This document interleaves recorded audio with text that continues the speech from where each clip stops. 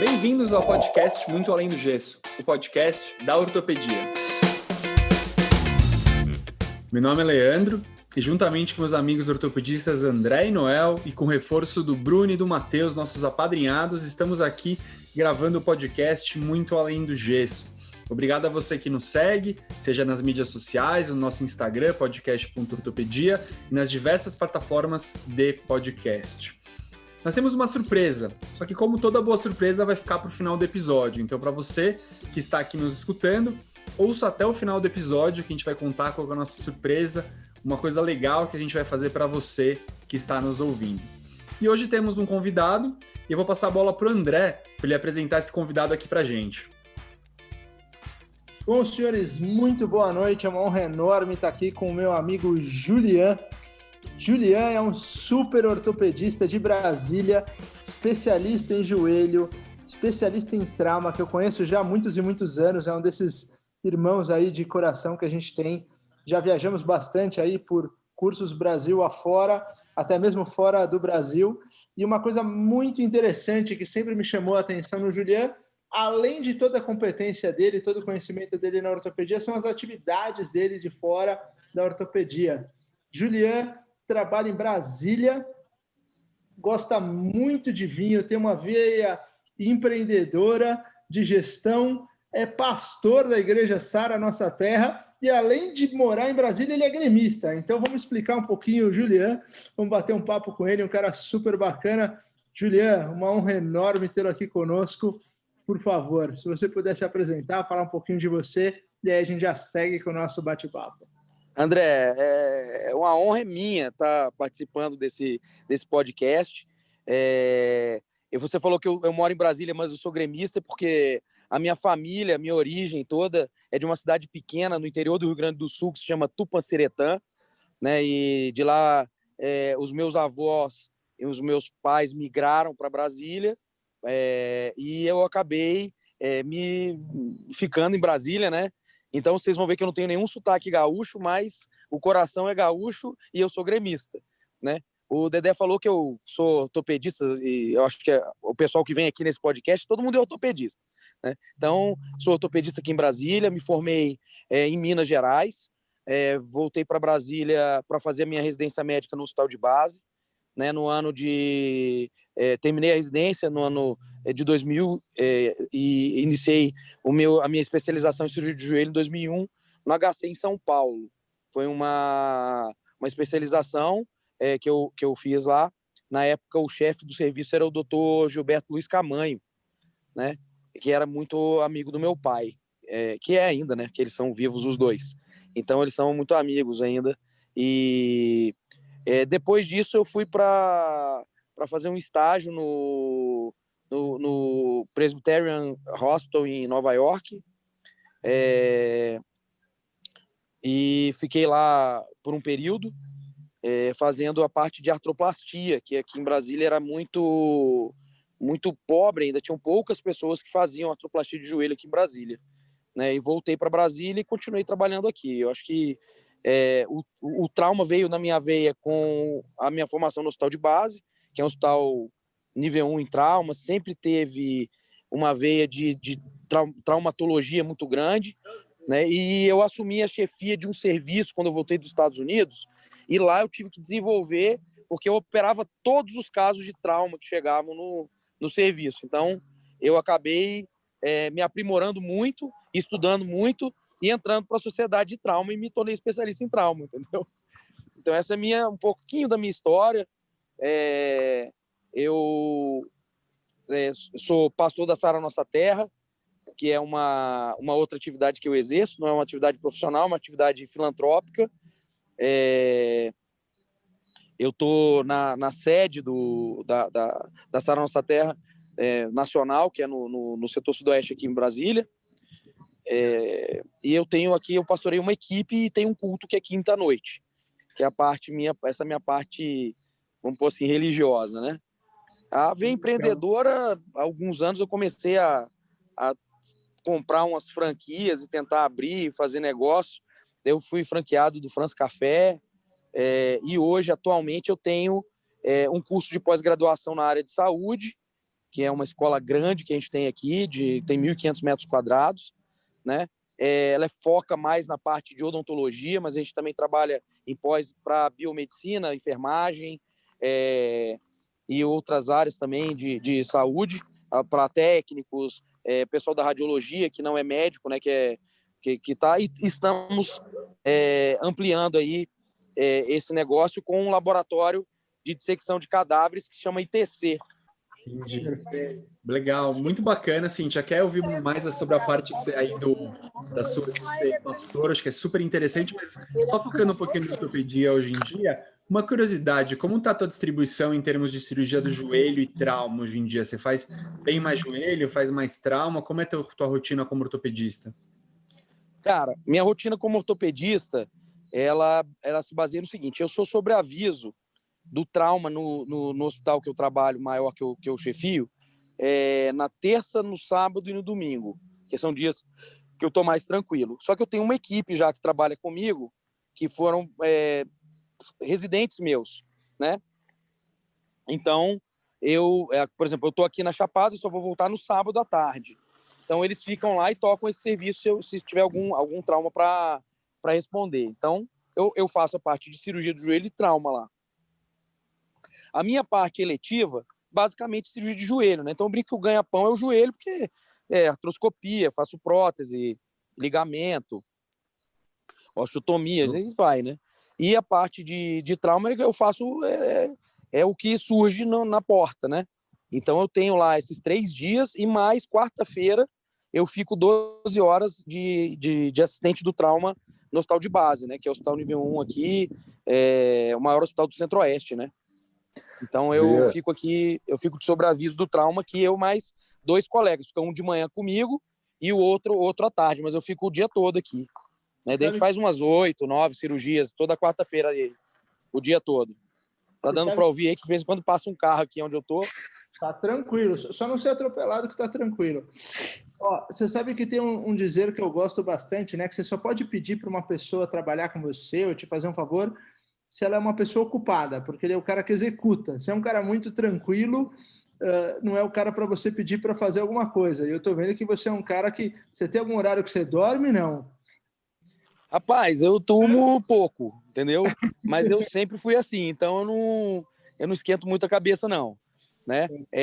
Lógico, se chega algum trauma de emergência nos hospitais, hoje em dia eu já não sou mais eu que atendo, é minha equipe, né? A não ser que seja uma coisa muito específica. Mas assim, eu ainda acho que eu tenho uma vida muito tranquila. Apesar de todas essas atividades, eu tenho uma vida muito tranquila, porque eu divido muito bem. O meu dia é ortopedia, 2 vezes na semana eu toco nos meus negócios, que eu tenho um escritório e eu tenho um pessoal de gestão que me ajuda, né? Além dessa escola, eu tenho 2 salinhas de depilação a laser, aqui de uma franquia. Eu tenho alguns imóveis, que eu tenho uma pequena imobiliária que toca esses imóveis para mim, e a gente tem um escritório. Então, eu tiro 2 tardes da minha semana para tocar esse escritório. Né? Vocês estão me ouvindo? Sim, Oi. sim. Uma pergunta aqui. Eu sou seu colega, que eu também fiz R4 no HC, então eu vou me sentir íntimo seu para já mandar 2 perguntas polêmicas, tá? A primeira pergunta polêmica é o seguinte: eu quero saber o que o povo gosta, meu amigo. Aonde que o Julian ganha mais dinheiro? Na ortopedia, na sala de depilação a laser, como empresário ou tocando aquela artroscopia? E a segunda pergunta, com todo respeito, se chegar aquela exposta de Planalto na quinta-feira, no dia do culto, e é sua equipe, e o cara te liga, o que acontece com o culto? Então vamos lá.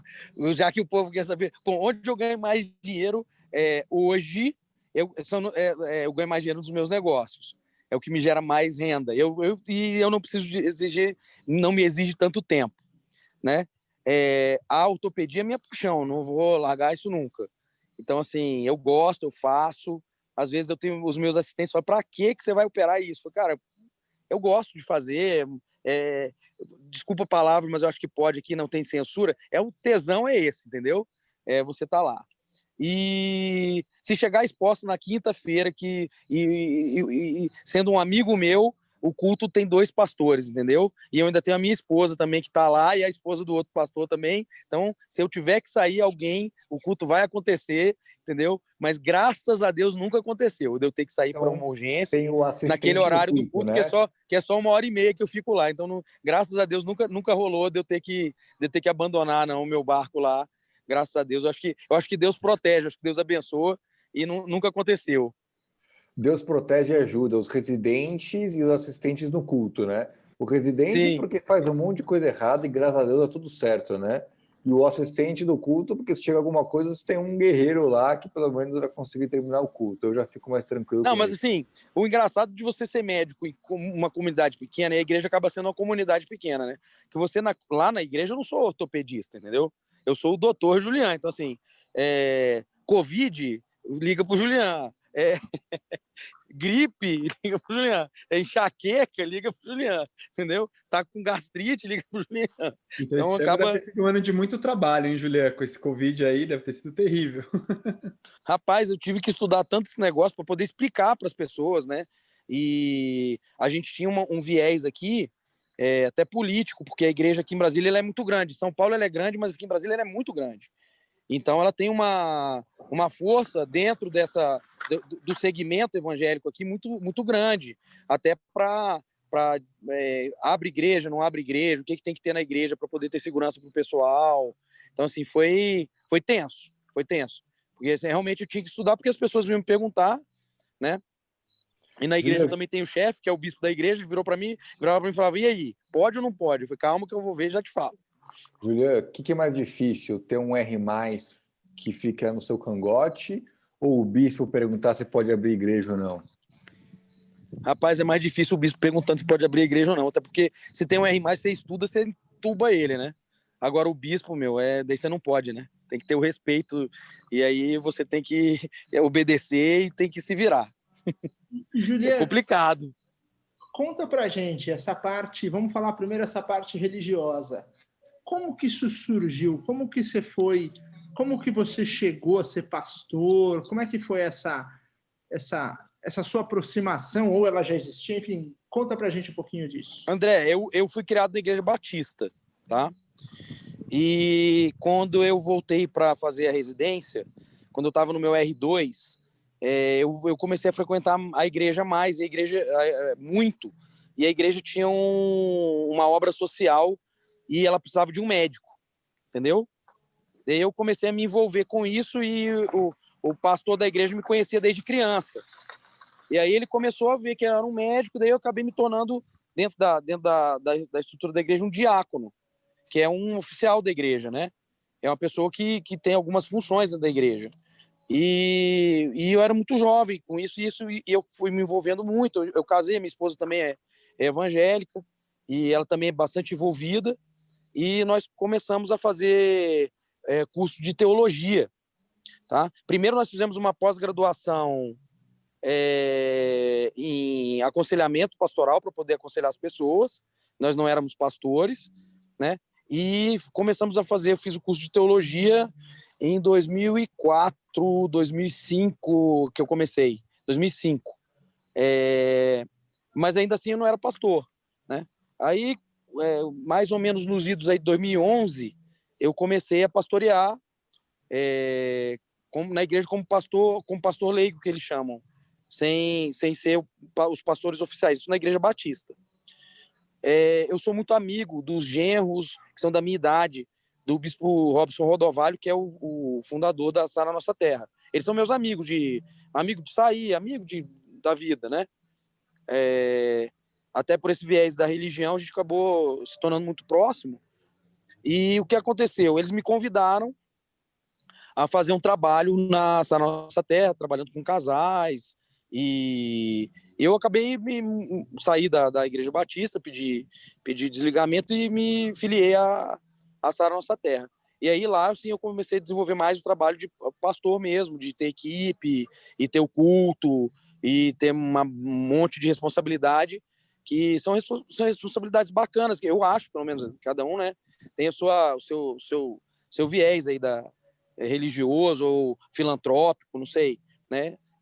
Isso me preenchia muito, me aproxima de Deus e me faz, eu acho que cada dia uma pessoa melhor é o que eu busco, né? Mais família, tá mais próximo da minha família, das minhas filhas, da minha esposa. E isso me ajudou bastante em muitas situações da minha vida, situações difíceis, né? Então isso faz parte de mim hoje, né? Não sei o que seria, o que eu seria se eu não tivesse essas responsabilidades também na igreja, né? E essa parte que me ajudou a desenvolver esse meu lado empreendedor, porque eu tive muito apoio, porque a gente tem muito aconselhamento na igreja, né? Até aconselhamento psicológico mesmo, terapia e tudo. Sabe o que eu acho muito interessante, Julia, escutando um pouquinho a sua fala e tudo mais? Eu vejo que você tem um papel dentro de uma sociedade, de uma comunidade, que muito disso, em alguns lugares ou em alguns médicos, acabou sendo perdido. E, na minha opinião, isso é essencial. O médico ele tem um papel muito mais do que aquele papel somente de atender pessoas em portas fechadas. Tá? É um cara que, assim, eu percebo isso, assim, quando me perguntam sobre Covid, né? E, de certa maneira, eu fui estudar um pouquinho para justamente poder responder da mesma maneira que você colocou isso, esse papel do médico da sociedade, e até mesmo, eu até comentei isso numa reunião da escola, né, que foi esse papo, né, porque fica essa história de volta à escola, não volta à escola, o que é para ser feito, o que não é para ser feito. Eu falei, olha, quando estava no auge da pandemia, a coisa estava ruim mesmo, eu estava indo para o hospital e eu olhava do meu lado, eu via muito policial na rua. Assim, são aquelas profissões que têm um papel na sociedade, né, tem um papel na comunidade. E o ortopedista, ele é um médico muito especializado, mas eu acho que tendo esse papel na sociedade, você volta um pouquinho à sua base, né? Aquela coisa interessante do papel na comunidade, que eu acho que é muito importante, muito bacana. André, você falou uma coisa que isso é muito verdade, sabe? E uma coisa que a igreja me ajuda, como médico, é ser mais humano, né? Com o paciente, com os colegas, entender as situações de uma forma um pouco diferente, sabe? Eu vejo muito isso. E o papel que a gente exerce na sociedade, e você estando dentro de uma pequena comunidade como eu participo, porque acaba sendo pequena, a Brasília tem, sei lá, a nossa terra em Brasília deve ter umas 90, 100 mil pessoas, né? Mas ainda é uma comunidade pequena, como se fosse uma pequena cidade, né? E exercer esse papel é diferente dentro da igreja, e ainda mais sendo pastor, né? E na igreja eu ainda faço tradução ainda, que daí o pessoal acaba me conhecendo muito, porque eu traduzo os convidados quando vêm de fora, né? E então, assim, acaba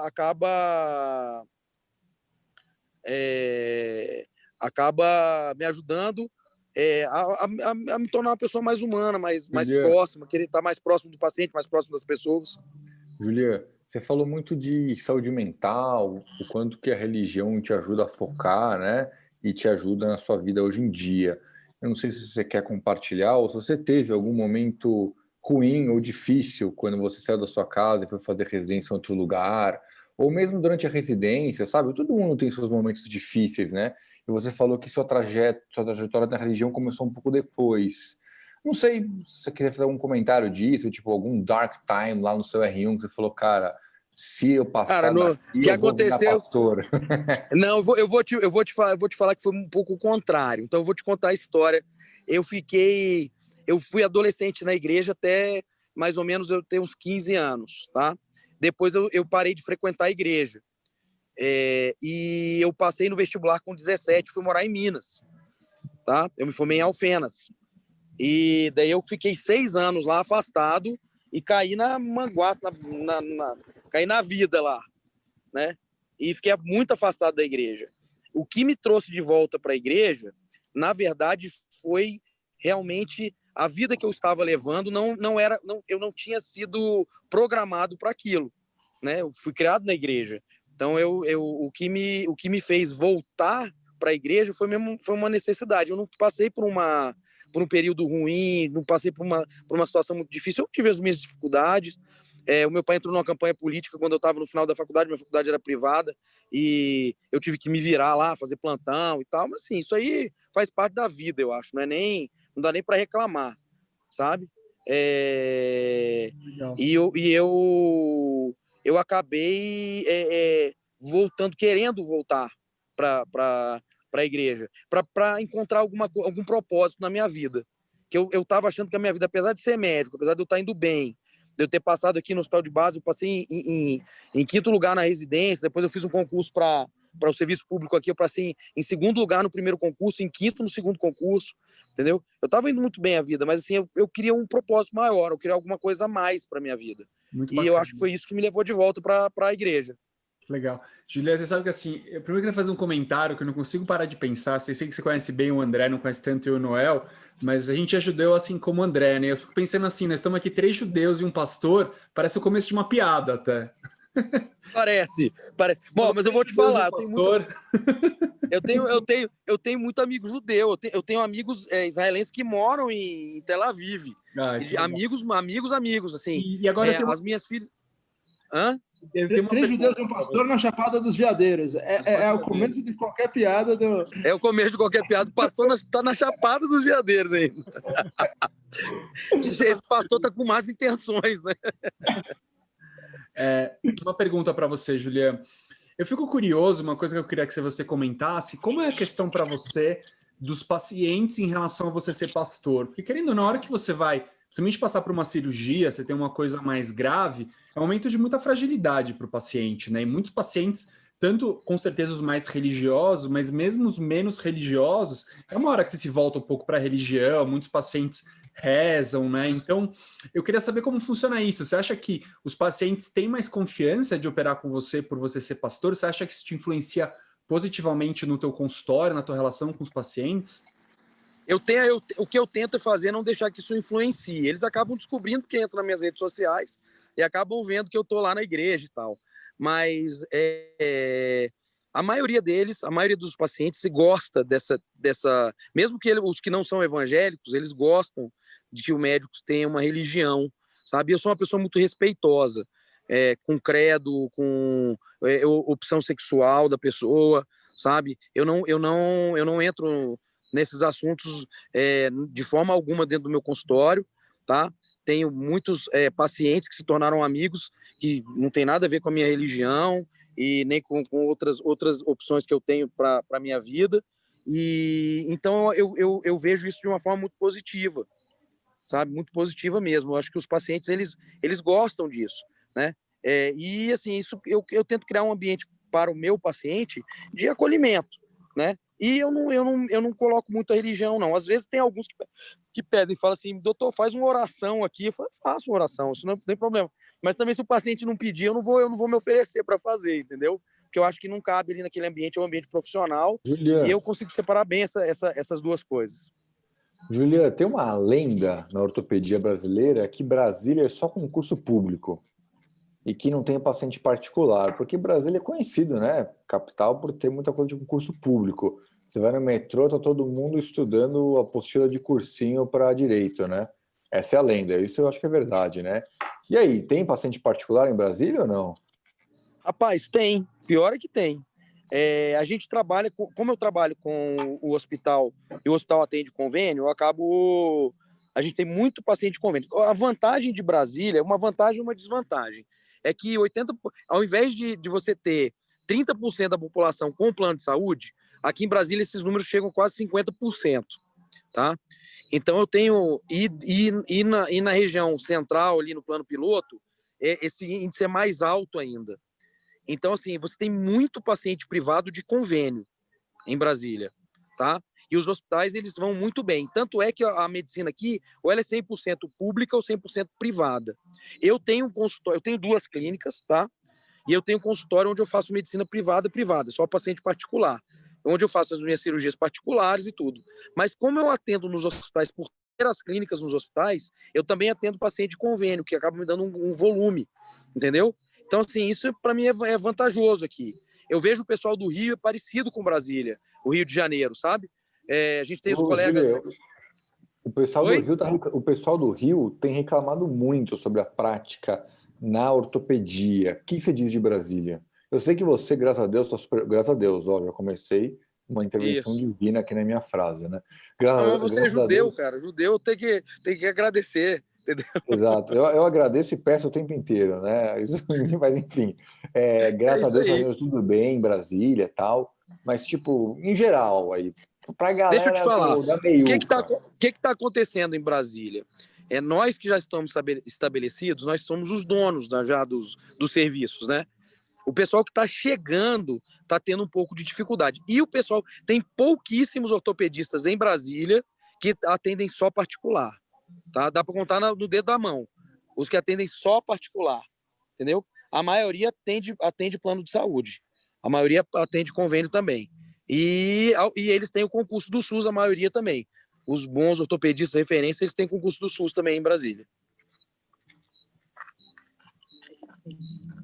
Boa. E, Julian, cara, aproveitando aí a deixa, cara, você faz muita coisa. Vamos lá. Dá uma dica para os nossos ouvintes e espectadores como administrar o tempo. De maneira prática, dá alguma dica. E não pode falar que tem que rezar, porque isso aí não está muito batido. Não, a administração do tempo é uma coisa que, para mim, é muito importante, chama-se gestão do tempo, tá? O japonês tem aquela coisa assim, estudar, trabalhar, karatê, não tem que eles falam? Que é dividir, né? Então, uma dica que eu dou para você conseguir realizar muitas coisas é você compartimentar a sua vida e o seu tempo. Então, assim, eu me dedico quando eu estou na igreja, eu não dou 20% para a igreja, mas no momento que eu estou ali, eu dou 100%. Então, a hora que eu estou trabalhando a minha gestão, os meus investimentos, sabe? O pessoal da pós lá, que eu tenho alguns sócios, a gente tem uma reunião que a gente faz de diretoria toda semana. No momento que eu estou ali, eu estou 100% de corpo, alma, espírito, tudo ali dentro, sabe? Então, assim, quando eu estou no meu centro cirúrgico, quando eu estou no consultório, eu fico 100% ali. Então, a minha dica é compartimenta e se dedica 100% para aquilo que você está fazendo naquele momento, sabe? Trabalhar com as coisas que são importantes. Isso conversa muito com uma coisa que eu gosto bastante, que de certa forma é ligado à religião também, que é o mindfulness, né? Que é bem a prática da meditação, a coisa de estar presente, se dedicando, que eu, apesar de ser judeu, não sou dos caras mais religiosos, mas eu acredito muito na questão da meditação e eu acho que, de certa forma, conversa muito com a religião. Uma pergunta que eu tenho para te fazer, com relação especificamente a Brasília, uma visão que eu tenho de fora, que pode ser muito preconceituosa, me corrija se está errado, é que Brasília tem muita gente que, assim, ou é político ou é parente de político, e chega muito com aquelas coisas meio de pequeno poder, achando que é a pessoa, imagina uma pessoa que às vezes não quer esperar, quer fazer tudo do jeito dele. Tem muito esse tipo de paciente aí em Brasília, e como você lida com esse tipo de gente? Cara, há muitos anos atrás isso era assim, na época do meu pai é ortopedista também. Na época do meu pai era assim, sim. Tá? O importante entrava na frente, era descarado e tudo, dava carteirada. Isso mudou. Brasília hoje é a terceira maior cidade do país, entendeu? Então, assim, todos os escritórios das grandes empresas do mundo estão em Brasília, que querem fazer negócio com o governo brasileiro, estão em Brasília. IBM, Google, Microsoft. Então, está todo mundo aqui. Então, esses executivos estão trabalhando em Brasília. São pessoas de alto padrão, alto poder aquisitivo, tanto que Brasília tem a maior renda per capita média do Brasil, apesar de São Paulo ter os homens mais ricos do Brasil estão em São Paulo, a renda per capita média de Brasília é maior do que a de São Paulo, que é impressionante isso, né, se for para pensar. E é uma cidade muito grande, cosmopolita, uma cidade de quase 4 milhões de pessoas, né? Já superou Salvador, já superou Belo Horizonte. Então, assim, é São Paulo, Rio de Janeiro, Brasília, né? Já passou todas as cidades do interior de São Paulo, as grandes cidades, Ribeirão, Campinas, que são cidades enormes, né? Que a gente tem aí no interior de São Paulo. Então, assim, Brasília hoje tem uma pegada mais cosmopolita. Muita gastronomia bacana, lugares para você ir que não existiam, sabe? E as pessoas têm uma educação melhor. Então, elas evitam fazer esse tipo de situação. Existe. E aí a gente tem que ter jogo de cintura para lidar com isso, né? Não vai destratar um deputado, um senador que venha, às vezes, de um centro menor e que queira dar uma carteirada. A gente não destrata. A gente coloca mais ou menos ele no lugar dele, dá uma atençãozinha e toca a vida, entendeu? Mas isso não é uma atitude muito aceitável até pelos outros pacientes. Porque às vezes chega um deputado aqui e quer um atendimento VIP, mas na minha frente está o ministro do STJ, entendeu? sabe? E você não sabe quem que é o ministro, quem que trabalha na AGU, entendeu? Quem trabalha no, sei lá, no TJ aqui, no TRF, que tem aqui em Brasília, no Supremo. Você não sabe quem que é funcionário ali, né? Então você tem que tratar mais ou menos todo mundo igual e bem. E eu vejo que isso acabou desenvolvendo muito o serviço da cidade. Melhorou muito. Convido vocês para estarem aqui em Brasília, lá em Brasília, né, que eu estou aqui na Chapada, em Goiás, mas para conhecerem e ver como é que funciona isso mesmo, né? Mas já existiu sim, mas já isso mudou muito. Já foi muito, está muito diferente. Sabe que eu fui para Brasília, né? E foi num brasileiro de trauma ortopédico e fiquei muito impressionado. Eu nunca tinha ido. E realmente eu gostei muito da cidade, sabe? Muito se fala sobre Brasília, que não tem esquina, que a quadra é larga, que isso, que aquilo. Mas foi uma cidade que me impressionou muito positivamente. Eu queria falar um pouquinho com você, Julia, assim, pensando um pouquinho no seu contexto e nesse papel do médico na sociedade. A gente percebe que você é um cara muito ativo, você tem diversas frentes e tendo em vista até essa coisa da política de Brasília. A gente sabe que os médicos, de certa maneira, não parecem tão ávidos assim por política, tem uma bancada médica, mas está relacionada um pouquinho com a bancada ruralista, assim, muitas vezes não são médicos. E você está aí no centro do poder, né? Você está aí no seu consultório, no seu dia a dia, você tem contato com essas pessoas. O que você acha disso? Você acha que o médico deveria ter uma participação maior voltada para a medicina? Você acha que talvez o médico deva se abster um pouquinho disso? Eu sei que é um tema meio espinhoso, mas você é o cara que tem no contato com isso. Então, deixa eu tirar um mito aí de vocês. A bancada dos médicos é muito grande, cara.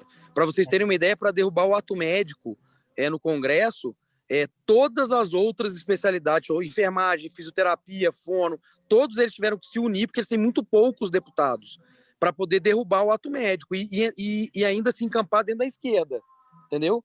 Eles se encamparam tudo dentro da esquerda aqui, o PT, PSOL, que apoiaram eles, e só assim eles conseguiram derrubar o ato médico, senão a gente ia entrar. Porque né, no Congresso Nacional existem muitos médicos, todos os estados quase têm um deputado médico. Tá? Então, assim, a gente tem a bancada da medicina no Congresso é muito grande. Hoje a gente tem o governador Caiado é médico. Em Goiás tem o doutor Zacarias Calais, que é o que separa os gêmeos siameses. Ele é deputado federal, entendeu? Então, assim, tem muito médico aqui no Congresso, cara. Tem muito mesmo, muito médico mesmo. Eu vou te contar até uma história engraçada de um amigo nosso. A gente estava num congresso brasileiro de ortopedia e o nosso grande amigo Robson Esteves, Robinho, ele era o presidente do congresso. E aí ia ter uma palestra meio que na hora do almoço, né? Tava mais tranquilo, era um congresso que era um círculo grande, que você usava uns fones, eu lembro disso. Ele falou: putz, fica aqui comigo, tem uma palestra aqui de um deputado, acho que vai ser bacana, tal. E a palestra foi interessantíssima, eu vi que o deputado falava super bem, super empolgante, e era um tal de um deputado Mandetta, que eu acho que agora... ortopedista aí, ó. Ortopedista também. Foi ministro da Saúde. E vou te falar, os médicos só perdem aqui para a bancada evangélica, entendeu? Que evangélica é o que mais tem no Congresso. Fala uma coisa para gente, tá cheio lá. Você com esses dois lados, médico e evangélico, esse é um caminho que você pensa em seguir ainda? Ir para a política alguma hora? Nunca. Nunca. Esse não. Esse eu tô fora. Ó, minha mulher trabalha com política, tá? Hoje ela é administradora regional aqui, que é um cargo de indicação que é como se fosse uma subprefeitura, né, aqui no Distrito Federal. Mas mesmo ela nunca não tem a menor intenção de se candidatar a nada. Foi uma questão mais de ser pastor para entrar na política e poder ajudar a comunidade do que ela querer participar da política.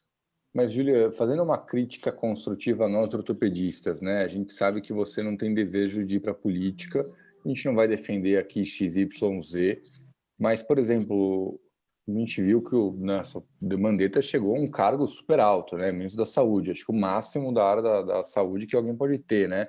Você acha que a gente deveria se esforçar mais para ter cada vez mais representatividade?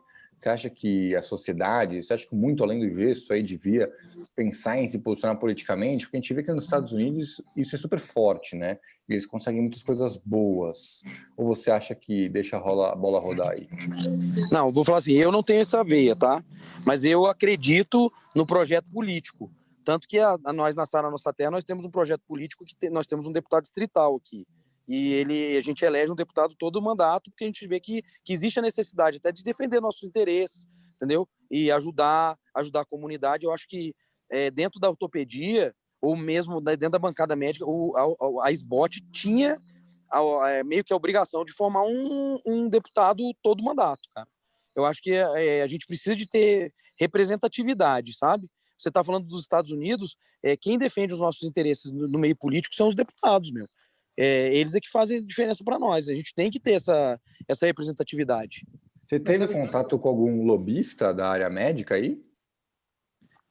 Eu tive, cara. Eu tive contato com alguns, mas assim, eu nunca fiz. Como eu não dou abertura para fazer nenhum tipo de negócio, então eles fogem de você, entendeu? Porque o lobista ele sempre te procura para fazer algum negocinho, entendeu?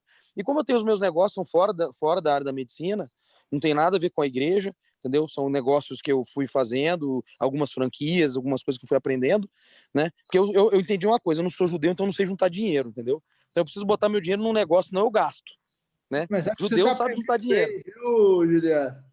Oi? Acho que você aprendeu bem essa parte. Entendeu? Então eu ponho na lujinha. Eu faço um negocinho e ponho na lujinha, entendeu? Ganho um dinheirinho, vai pra lujinha, que a lujinha dá mais dinheirinho depois. Mas sabe que aconteceu uma coisa bem interessante hoje no consultório, hoje à tarde, né? Aqui em São Paulo vai ter um segundo turno que ele é, de certa maneira, um pouco polarizado, né? PSOL contra PSDB. E aí a paciente, assim, batendo, sabe aquele término de consulta um pouco mais informal, ela se posicionou de uma maneira super clara. E aí eu fiquei meio que em cima do muro, assim, a posição dela era muito parecida com a minha, mas eu deixei a coisa, assim, completamente em cima, porque eu acho também esquisito dentro de uma consulta você eventualmente se posicionar. E voltando um pouquinho naquela palestra do deputado, na época deputado Mandetta, ele falou um pouco sobre lobby. Uma coisa que eu achei muito interessante é que o lobby ele tem uma conotação no Brasil ruim. Ele tem uma conotação um pouco... Talvez seja uma das armas que os médicos poderiam ter como um lobby médico para defender a classe médica. É interessante. Claramente existe o lobby das operadoras, um lobby de outras classes. As operadoras têm um lobby muito forte, viu? E é um lobby que eles têm muito dinheiro, muito poder financeiro, né? Eu vejo muito isso aqui. É uma maneira saudável de articulação e que eventualmente tem uma conotação... Mas eu vou te falar uma coisa, André. Conhecendo a política, por morar em Brasília e por ter participado de algumas campanhas eleitorais aqui, apoiando colegas e apoiando o pessoal da igreja, apoiando algumas posições que a gente tem, o que eu aprendi foi o seguinte: só o lobby, você ser só um influenciador é pouco. Se você não tem a representação, se você não tem aquilo na sua mão, você não tem o poder. Você não consegue emplacar aquilo que você precisa dentro do contexto político, entendeu? Você não consegue emplacar nada. É complicado isso, mas isso é uma realidade. Tá? Eu acredito, volto a falar isso, aí, quem estiver ouvindo aí no podcast, nós precisamos ter representatividade, sabe? Até para defender a nossa classe, defender os nossos interesses. Isso é lícito, isso é democrático, entendeu? Você tem um representante, o deputado nada mais é que um representante. Aqui em Brasília estavam querendo proibir as igrejas de ter um candidato. De fazer campanha na igreja, eu concordo, não deve fazer campanha na igreja e não tem nada a ver. Agora, você tem uma posição política e você tem um candidato que defenda aquelas posições que você tem, isso é lícito, isso é democrático, gente. Isso é a raiz da democracia. Se você é ortopedista, tem um deputado ortopedista que defende os interesses dos ortopedistas, isso é democrático, meu. Sabe? Sei lá, você Por que só pode ser advogado? Entendeu? Exato. Pô, sabe, a OAB é super forte, meu. Eles têm um monte de coisa. Você vai olhar a tabela da AMB e a tabela da OAB. Dá para dar vontade de chorar. Sabe como é que se chama isso? Representatividade. Entendeu? E Julian, o papo tá super bacana, tá muito interessante. Eu também tenho que ir. Estão me chamando aqui à mesa, que eu tô aqui para jantar aqui com a turma aqui também. Perfeito. E assim, antes de ir, muitas vezes a gente pede indicação de um livro para os nossos convidados, mas eu vou fazer uma coisa diferente. Que eu sei que uma coisa que você gosta bastante, que você entende bastante, que você também fala sobre o assunto, eu vou pedir indicação de um vinho para os nossos convidados. Então, rapaz, vou te indicar um vinho que eu aprendi, que se chama Carnivore. Barato, bom, californiano, Cabernet Sauvignon. Muito bacana. Excelente, Julian. Muito obrigado. Para encerrar, valeu, gente. Eu vou ter que para você deixar a tua mídia social, se quiser que alguém te siga lá, e uma mensagem final para quem está ouvindo a gente, por favor. Cara, para quem está me ouvindo aí, galera da Ortopedia, um abraço para todos. Agradeço a oportunidade de estar com vocês. Sabe, foi maravilhoso aí participar, conversar um pouco mais. As minhas mídias sociais, meu é fácil, é @JulianBrasília, só tem Instagram, tá? E vocês podem me seguir, me procurar e olhar lá. Eu posto bastante coisa da igreja, alguma coisa da prática médica também, entendeu? Então, assim, tá dentro das minhas atividades. Tem muita coisa do IO, que é esse instituto que eu tenho novo, tem bastante coisa lá agora mais recente, então vocês podem me seguir lá. Gente, muito obrigado, um beijão, obrigado demais aí por vocês terem me convidado. Que honra, Julian. Valeu, Julian. Valeu, Dedé. Eu tenho que desligar aqui que a janta chegou, o povo tá me xingando aqui. Vai lá, obrigado, Julian. Um abraço. Valeu. Beijo, obrigado. Um beijo para todo mundo. Então, obrigado, Julian. Muito bacana o bate-papo. Foi aqui bem diverso, né? Falamos de ortopedia, falamos de religião, falamos de política, falamos de futebol, falamos de vinho. Acho que não faltou nenhum tema aí para a gente falar, né? Foi realmente um podcast bem interessante. Como prometido, eu vou falar então para vocês da promoção que a gente vai ter aqui do podcast. Então, como sempre, na terça-feira a gente vai publicar esse podcast. E na quinta-feira, para você que segue a gente na mídia social, no Instagram, no podcast.ortopedia, e lembrando, se você não segue, vai lá e siga a gente vai fazer um sorteio de canecas do Muito Além do Gesso, canecas personalizadas do Muito Além do Gesso. A gente vai soltar as regras lá no Instagram, então fique de olho para participar de mais uma maneira com a gente aqui do nosso podcast. É isso aí, daqui 2 semanas já sabemos quem é nosso convidado. É um convidado especialíssimo, como todos que a gente sempre traz, mas eu vou fazer vocês esperarem, vai ser uma boa surpresa. Bom dia, boa tarde, boa noite e até a próxima.